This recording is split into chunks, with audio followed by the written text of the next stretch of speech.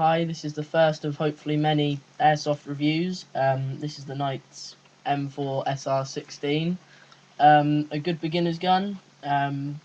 Downsides are a weak barrel, that's why there isn't one on here, because that snapped off when I fell over.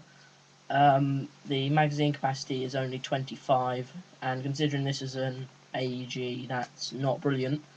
The fire rate's really good though. It's good because it's got semi-automatic as well. The battery life isn't very good at all.